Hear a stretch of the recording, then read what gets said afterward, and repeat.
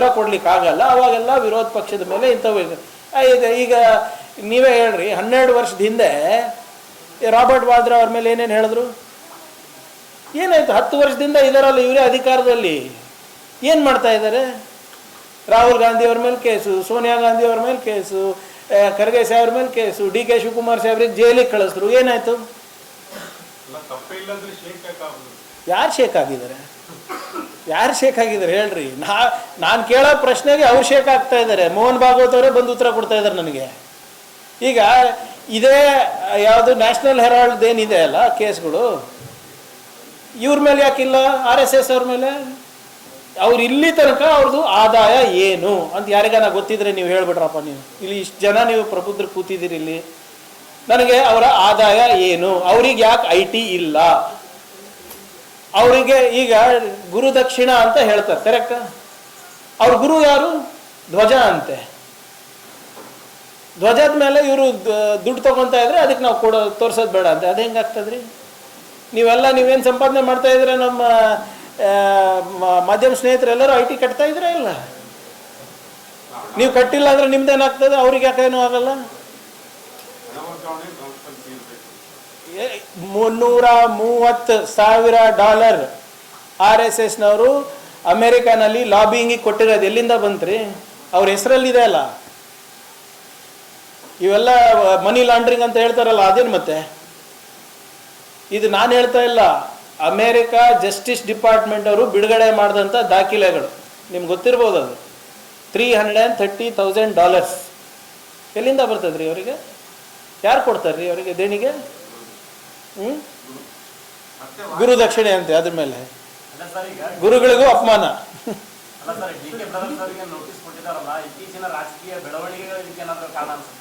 ನಾನು ಹೇಳಿಲ್ವಾ ಯಾವಾಗ BJPನಲ್ಲಿ ಉತ್ತರ ಇಲ್ಲ, ಅವ್ರ ಹುಳುಕನ್ನು ಮುಚ್ಚಾಕಕ್ಕೆ ಇದು ಮಾಡ್ತಾರೆ. ಈಗ BJPನಲ್ಲಿ ನಡೆದಿರೋದೇ ಇಲ್ಲಿ ನವೆಂಬರ್ ಕ್ರಾಂತಿ, ಡಿಸೆಂಬರ್ ಕ್ರಾಂತಿ ಎಲ್ಲಿ ನಡೆದಿದೆ ಅಲ್ಲ, ಹೋಗಿ ಕೂತಿದಾರಲ್ಲ ಡೆಲ್ಲಿನಲ್ಲಿ ಚೇಂಜ್ ಆಗಬೇಕು ಅಂತ ಅಷ್ಟೇ.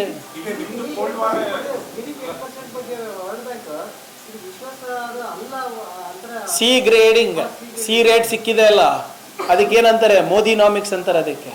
ಅಚ್ಚೇ ದಿನ್, ಅಮೃತ್ ಕಾಲ್, ವಿಕಸಿತ್ ಭಾರತ್, ಇವೆಲ್ಲ ಬರೀ ಘೋಷಣೆ ಇರೋದ್ರಿಂದ ಸಿ ಗ್ರೇಡಿಂಗ್ ಕೊಟ್ಟಿರೋದು. ನಿಜವಾದ ಕೆಲಸ 2 ಲಕ್ಷ SMEsಗಳು, ಕಿರಾಣಾ ಅಂಗಡಿಗಳು ಎಲ್ಲರೂ ಬಂದಾಗಿದೆ. ಯಾರು ಕೊಟ್ಟಿರೋದು ಡೇಟಾ? ಅವರೇ ಕೊಟ್ಟಿರೋದಲ್ಲ, ಕೇಂದ್ರ ಸರ್ಕಾರ. ಅಂದರೆ ಇವ್ರದ್ದು ನಮ್ಮ ಆರ್ಥಿಕ ಪರಿಸ್ಥಿತಿ ಸರಿ ಇದೆ ಅಂತೀರಾ? $90 $1. ನಮ್ಮ ಆರ್ಥಿಕ ಪರಿಸ್ಥಿತಿ ಸರಿ ಅಂತೀರಾ? 2.5 ಲಕ್ಷ ಜನ ಇವತ್ತು ಪ್ರತಿ ವರ್ಷ ನಮ್ಮ ನಾಗರಿಕರು ನಾಗರಿಕತ್ವವನ್ನು ತ್ಯಜಿಸಿ ಬೇರೆ ದೇಶದ ನಾಗರಿಕರಾಗ್ತಾ ಇದ್ದಾರೆ. ಇದಕ್ಕಂತಾರೆ ಅಮೃತ್ ಕಾಲು. ಬರೀ ಅದಾನಿ ಅಂಬಾನಿಗೆ ಇವರಿಬ್ಬರಿಗೆ ಅಮೃತ್ ಕಾಲು ವಿಕಸಿತ್ ಭಾರತ್ ಆಗ್ತಾ ಇರೋದು ಹೊರತು ಬೇರೆ ಯಾರಿಗೂ ಆಗ್ತಾ ಇಲ್ಲ. ಇಲ್ಲ, ನೀವು ಕಾಂಗ್ರೆಸ್ನವ್ರಿಗೆ ನಂಬಕ್ ಹೋಗ್ಬೇಡ್ರಪ್ಪ, ನಂಗೆ ನಂಬಕ್ ಹೋಗ್ಬೇಡ್ರಿ. ಆ ರಿಪೋರ್ಟ್ನಲ್ಲಿ ಏನಿದೆ? ಸಿ ರೇಟಿಂಗ್ ಯಾಕೆ ಸಿಕ್ಕಿದೆ? ಯಾಕಂದ್ರೆ ದತ್ತಾಂಶಗಳನ್ನ ನೀವು ಮರೆಮಾಚ್ತಾ ಇದ್ದೀರಾ, ತಿದ್ದುತ್ತಾ ಇದ್ದೀರಾ. Data is being fudged, data is incorrect. ಅದಕ್ಕೆ ಸೆನ್ಸಸ್ ಮಾಡ್ತಾ ಇಲ್ಲ ಮೋದಿ ಅವರು. ಇದು ನಿಜವಾಗ್ಲೂ ಅಮೃತ್ ಕಾಲ್ ಇದ್ರೆ ಸೆನ್ಸಸ್ ಮಾಡಿ, ಸೋಷಿಯೋ ಎಕನಾಮಿಕ್ ಸೆನ್ಸಸ್ ಮಾಡಿ, ಗೊತ್ತಾಗ್ತದೆ ನಿಮಗೆ.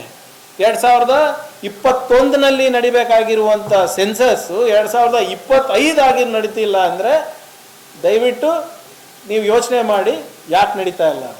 ಯಾಕಂದರೆ ನಮ್ಮ ದೇಶದ ಆರ್ಥಿಕ ಪರಿಸ್ಥಿತಿ, ಸಾಮಾಜಿಕ ಪರಿಸ್ಥಿತಿ, ಶೈಕ್ಷಣಿಕ ಪರಿಸ್ಥಿತಿ ಗೊತ್ತಾಗ್ತದೆ ಜನರಿಗೆ ಅಂದ್ಬಿಟ್ಟು ಅವ್ರು ಮಾಡ್ತಾ ಇಲ್ಲ ಅಷ್ಟೇ. ಕೋಲ್ಡ್ ವಾರ್ ಎಲ್ಲಿದೆ? ಚೆನ್ನಾಗಿ ಬಿಸಿ ಬಿಸಿ ಇಡ್ಲಿ ತಿಂತಾ ಇದ್ದಾರೆ, ದೋಸೆ ತಿಂತಾ ಇದ್ದಾರೆ. ಕೋಲ್ಡ್ ವಾರ್ ಅಂದರೆ ಹೆಂಗ್ರಿ? ನೀವು ನಾನು ಹೇಳಿನಲ್ಲ, ನಿಮ್ಮೆಲ್ಲ ನಮ್ಮ ಮಾಧ್ಯಮ ಸ್ನೇಹಿತರಿಗೆ 1-2 ದಿನ ಇದು ಆಫ್ ಮಾಡ್ರಿ, ಎಲ್ಲ ಸರಿ ಹೋಗ್ತದೆ. ಸೇರಿಸ್ಲಿ ಅಪ್ಪ, ನಮಗೆ ಬರೀತಾರ್ರಿ. ಈಗೆಲ್ಲ ಮಾಡ್ತಾ ಇದ್ರೆ ಅವ್ರು ಮುಖ್ಯಮಂತ್ರಿ ಇದ್ದಾಗ ಮಾಡ್ಬೋದಾಗಿತ್ತಲ್ಲ. ಅವಾಗ ಮಾಡ್ಬೋದಾಗಿತ್ತಲ್ರಿ. ಭಗವದ್ಗೀತಾನೂ ಹೊಸದಲ್ಲ, ಅವರು ರಾಜಕಾರಣಕ್ಕೆ ಹೊಸದಲ್ಲ. ಅವರೇ ಒಂದು ದೊಡ್ಡ ಎಡಿಟೋರಿಯಲ್ ಬರೆದಿದ್ರು ಪ್ರಜಾವಾಣಿನಲ್ಲಿ ಅನ್ಸುತ್ತೆ. ಮನೋಜ್ ಅವ್ರು ನಗ್ಲಾತಾರ ನೋಡ್ರಿ. ಅವ್ರು ಏನೇನು ಬರ್ದಿರೋ ಅದಕ್ಕೆಲ್ಲ ಒಪ್ತೀನಿ ನಾನು. ಈಗ ಬಸ್ ಸಮಸ್ಯೆಗಳು, ಟ್ರೈನ್ ಸಮಸ್ಯೆಗಳು ಸಾಕಷ್ಟು ಕೇಳಿವಿ. ಇವಾಗ ರೈತರ ಸಮಸ್ಯೆನೇ ದೇಶಾದ್ಯಂತ ಕಾಡ್ತಾ ಇದೆ. ಜನ ವಿಮಾನಯಾನ ಸೇವೆ ಕಾರಣ ಈಗ ನಿನ್ನೆ ನೀವು ನೋಡಿರ್ಬೇಕು ಕೆಲವು ಏರ್ಪೋರ್ಟ್ನಲ್ಲಿ ಮೋದಿ ಅವ್ರು ಏನು ಹೇಳಿದ್ರು, ಸಾಮಾನ್ಯ ಮನುಷ್ಯ ಯಾರು ಚಪ್ಪಲಿ ಹಾಕೋತಾನೆ ಅವನಿಗೂ ಹವಾಯಿ ಚಪ್ಪಲ್ ಹಾಕೋತಾನೆ ಅವ್ರಿಗೆ ಕೂಡ ನಾನು ವಿಮಾನ ಹತ್ತಿಸ್ತೀನಿ ಅಂದ್ಬಿಟ್ಟು ಇವತ್ತು ಏರ್ಪೋರ್ಟ್ನಲ್ಲಿ ಚಪ್ಪಲಿಗಳು ಹಾರಾಡ್ಲತ್ತವ ಒಬ್ಬರ ಮೇಲೆ ಒಬ್ರು. ಎಲ್ಲ 1000 ಫ್ಲೈಟ್ ದಿನದಲ್ಲಿ ಇದು ಮಾಡ್ತಾ ಇದ್ದಾರೆ ಅಂದರೆ ಯಾಕಂದರೆ ಇದನ್ನ ಮೊನೋಪಲಿ ಮಾಡಿಟ್ಟಿದ್ದಾರೆ. ನಮ್ಮ ದೇಶದ ನೀವು ಕೇಳಿದ್ರಲ್ಲ ಆರ್ಥಿಕ ಪರಿಸ್ಥಿತಿ ಯಾಕೆ ಕುಸಿತಾ ಇದೆ ಅಂದರೆ ಇದನ್ನ ಸಂಪೂರ್ಣವಾಗಿ ಮೊನೋಪಲಿ ಮಾಡಿಬಿಟ್ಟಿದ್ದಾರೆ. ಮುಂಚೆ ನಮಗೆ ಚಾಯ್ಸ್ ಇರ್ತಾ ಇತ್ತು, ಸಿವಿಲ್ ಏವಿಯೇಷನಲ್ಲಿ 4-5 ಏರ್ಲೈನ್ಗಳು ಇರ್ತಾ ಇತ್ತು. ಈಗ ಒಂದಿಬ್ಬರು ಮಾತ್ರ ಮೊನೋಪಲಿ ತಗೊಂಡಿದ್ದಾರೆ. ಯಾವ ರೀತಿ ಪೋರ್ಟ್ನಲ್ಲಿ ಅದಾನಿ ಅವರಿಗೆ ಅಂಬಾನಿ ಅವರಿಗೆ ಬಿಟ್ಕೊಟ್ಟಿದ್ದಾರೆ, ಯಾವ ರೀತಿ ಟೆಲಿಕಾಮ್ನಲ್ಲಿ ಬರೀ ಇಬ್ರಿಗೆ ಬಿಟ್ಕೊಟ್ಟಿದ್ದಾರೆ, ಯಾವ ರೀತಿ ಮೈನಿಂಗ್ನಲ್ಲಿ ಇಬ್ಬರಿಗೆ ಬಿಟ್ಕೊಟ್ಟಿದ್ದಾರೆ, ಅದೇ ರೀತಿ ಇಲ್ಲೂ ಆಗಿರೋದು. ಇದಕ್ಕೆ ಮಾನ್ಯ ಪ್ರಧಾನಮಂತ್ರಿಗಳು ಇದಕ್ಕೆ ಏನು ಉತ್ತರ ಕೊಡ್ತಾರೋ, ಇನ್ನೇನು ಒಂದು ಸ್ಲೋಗನ್ ಕೊಡ್ತಾರೋ ನೋಡಬೇಕು. ನೋಡಿ, ಅವ್ರು ಯಾವುದೂ ಕೂಡ ಕಾರ್ಯಕ್ರಮ ಇವತ್ತಿಗೆ ನಾಳೆಗಿಲ್ಲ. ಈಗ ನಾವು ಇವಾಗ ಒಂದು ಕಾರ್ಯಕ್ರಮ ಅನೌನ್ಸ್ ಮಾಡಿದೆ, ಅದಕ್ಕೆ ಏನು ಡೆಡ್ಲೈನ್ ಕೊಟ್ಟೆ? 1.5 ತಿಂಗಳು, ಮುಂದಿನ ಆಯವ್ಯಯ ಇನ್ನೂ 1-2 ವರ್ಷದಲ್ಲಿ ಆಗ್ತದೆ. ಅವ್ರದ್ದು ಹೆಂಗೆ ಕಾರ್ಯಕ್ರಮಗಳು? 2047. ಏನು ಸರ್, ಯಾರು ಬದುಕಿರ್ತಾರೆ? ಇಲ್ಲಿಂದ 100 ವರ್ಷ ಹಿಂಗಿರಬೇಕು. ಅರೆ 100 ವರ್ಷ ಯಾರು ನೋಡಿದಾರಪ್ಪ? ನಮಗೆ ಸಿಕ್ಕಿರೋದು 5 ವರ್ಷ. 5 ವರ್ಷದಲ್ಲಿ ಏನು ಮಾಡ್ತೀವಿ ಅಂತ ಹೇಳಬೇಕಲ್ಲ. ಅಥವಾ ಇವಾಗ ನಾವು ಏನಾದರೂ ಒಂದು ಅಡಿಗಲ್ಲ ಅಥವಾ ಅಡಿಪಾಯ ಹಾಕಿದ್ರೆ ಮುಂದಿನ 50 ವರ್ಷ ಹಿಂಗೆ ಆಗ್ತವೆ ಅಂತ ಹೇಳಿದ್ರನ ಎಲ್ಲ ಜವಾಬ್ದಾರಿ ನಮ್ಮದೇ ನಾಗರಿಕರ ಮೇಲೆ ಹಾಕ್ತಾರೆ. ಇದು ಮೋದಿಯವರು ಒಳ್ಳೆ ಆರ್ಟ್ ಕಲ್ತಿದ್ದಾರೆ.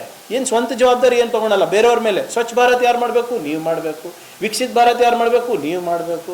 ಮನ್ ಕಿ ಬಾತ್ ಯಾರು ಕೇಳಬೇಕು? ನೀವು ಕೇಳಬೇಕು. ಅವ್ರದ್ದು ಯಾವ ಅಭಿಯಾನದಲ್ಲಿ ನಾನು ಮಾಡ್ತೀನಿ, ಸರ್ಕಾರ ಮಾಡುತ್ತೆ, ಏನಾಗಿಲ್ಲ. ನೆಹರು ಅವರಂತೂ ಇದ್ದೇ ಇದ್ದಾರಲ್ಲ ಬ್ಲೇಮ್ ಮಾಡೋಕ್ಕೆ. ಪಾಪ ನೆಹರು ಅವ್ರು ತೀರೋಗಿ 60-70 ವರ್ಷ ಆಯಿತು. ಇನ್ನಾನು ನೆಹರು ಅವರಿಗೆ ಹೆಸರು ಹೇಳ್ತಾರೆ, ಇನ್ನಾನು ಮನಮೋಹನ್ ಸಿಂಗ್ ಅವರ ಹೆಸರು ಹೇಳ್ತಾರೆ. ಇವ್ರೇನು ಮಾಡಿದ್ದಾರೆ ಏನು ಹೇಳ್ತಾ ಇಲ್ಲ ಇನ್ನಾನು ಜನರಿಗೆ. ಸೊ ಅದರಿಂದ ಅದೇನೂ ಆಗೋದು ಇಲ್ಲ ಬಿಡಿ.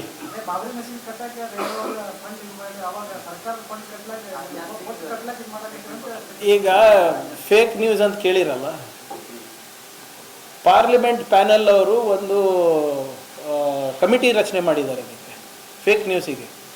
ಇದು ರಾಜನಾಥ್ ಸಿಂಗ್ ಅವ್ರ ಹೇಳಿಕೆ ಅದಕ್ಕೆ ಬರೋದು. ಈಗ ಫೇಕ್ ನ್ಯೂಸು, ಮಿಸ್ಇನ್ಫಾರ್ಮೇಷನ್, ಡಿಸ್ಇನ್ಫಾರ್ಮೇಷನ್, ಮ್ಯಾಲ್ ಇನ್ಫಾರ್ಮೇಷನ್ ಇದು ಎಲ್ಲಿ ಹುಟ್ಟುತ್ತೆ? ಇದ್ರ ಜನ್ಮ ಎಲ್ಲಿ ತಳುತ್ತೆ? BJP IT ಸೆಲ್ಲಲ್ಲಿ. ಅದು ಬಂದಾದರೆ ನಮ್ಮ ದೇಶ ಆರ್ಥಿಕವಾಗಿ ಪ್ರಗತಿ ಕಾಣುತ್ತೆ. ಇಲ್ಲಿವರೆಗೂ ಯಾವುದು ಹೇಳಿದ್ದಾರೆ ರೀ? ಬರೇ ಅವ್ರದ್ದು ಬಂಡವಾಳನೇ ಇದು, ರಾಜಕೀಯ ಬಂಡವಾಳನೇ ಇದು. ಸುಳ್ಳು ಹೇಳೋದು, ಮಿಸ್ಇನ್ಫಾರ್ಮೇಷನ್ ಕೊಡೋದು, ಫೇಕ್ ನ್ಯೂಸ್ ಮಾಡೋದು, ಸಾಮಾಜಿಕ ಜಾಲತಾಣದಲ್ಲಿ ಹರಿಸೋದು ಅಷ್ಟೇ. ಏನು ಮಾಡೋದ್ರಿ ಅದಕ್ಕೆ? ನೋಡಿ, ಒಂದು ಪದ್ಧತಿ ಇದೆ ನಮ್ಮ ರಾಷ್ಟ್ರದಲ್ಲಿ ಮುಂಚೆಯಿಂದಾನು. ಖರ್ಗೆ ಸಾಹೇಬರು ವಿರೋಧ ಪಕ್ಷದಲ್ಲಿದ್ದಾಗ ಒಬಾಮಾಗೆ ಇರ್ಬೋದು, ಬಾಂಗ್ಲಾದೇಶ್ ಪ್ರಧಾನಮಂತ್ರಿಗಳಿರ್ಬೋದು, ಯಾರೇ ಪ್ರಧಾನಮಂತ್ರಿಗಳು ಕೂಡ ಬಂದರೂ ಕೂಡ ಒಂದು 8-10 ಜನ ಇಂಪಾರ್ಟೆಂಟ್ ಮಂದಿ, ಪೊಲಿಟಿಕಲ್ ಇರ್ಬೋದು, ಬಿಸ್ನೆಸ್ ಮ್ಯಾನ್ ಇರ್ಬೋದು. ಈಗ ನಿಮ್ಮ ಟಾಟಾ ಅವರೆಲ್ಲ ಹೋಗ್ತಾ ಇದ್ರಲ್ಲ, ರತನ್ ಟಾಟಾ ಅವರೆಲ್ಲ ಅವನ ಇರ್ತಾ ಇತ್ತು. ಈಗ ಇತ್ತೀಚೆಗೆ ಆ ಒಂದು ಪದ್ಧತಿಯನ್ನು ಮೋದಿಯವರು ಮುರಿತಾ ಇದ್ದಾರೆ. ಯಾಕಂದರೆ ಆ ಫ್ರೇಮ್ನಲ್ಲಿ ಅವ್ರು ಒಬ್ಬರೇ ಕಾಣಬೇಕು, ಅವರಿಗೆ ಬೇರೆ ಯಾರೂ ಇರಬಾರ್ದು, ಜೊತೆಗಿಲ್ಲ ಅಲ್ಲ, ಫ್ರೇಮ್ನಲ್ಲಿ ಅವರೊಬ್ಬರೇ ಇರಬೇಕು. ಅದೇನು ಅವ್ರವ್ರದ್ದು ಏನು ಅಂಡರ್ಸ್ಟ್ಯಾಂಡಿಂಗ್ ಅದು ಗೊತ್ತಿಲ್ಲ. Thank you.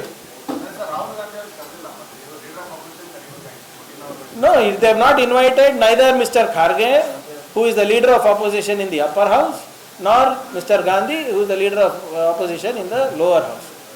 ಇದು ಯಾಕೆ ಕರೆದಿಲ್ಲ ಅವರಿಗೆ ಗೊತ್ತು, ಪ್ರಧಾನಮಂತ್ರಿ. ಏನು, ಈಗ ನಾನು ವಾಚ್ ಹಾಕ್ಕೊಳಲ್ಲ, ನಾಳೆ ನಾನು ದುಡ್ಡು ತೊಗೊಂಡು ನಾನು ವಾಚ್ ಹಾಕ್ಕೊಂಡಿರ್ತೀನಿ. ಅದು 70 ಲಕ್ಷದಿರ್ಬೋದು, 1 ಕೋಟಿ ಇರ್ಬೋದು.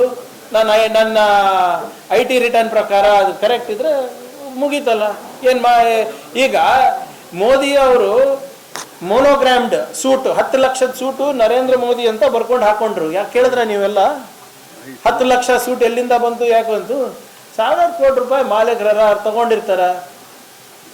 ಈಗ IT ED ಅವ್ರ ಕೈಲೇ ಇದೆ ಅಲ್ಲ, ಇವ್ರೆ ರಿಸಿಪ್ಟ್ ಕೇಳಿ ಮುಗ್ದೋಯ್ತಲ್ಲ.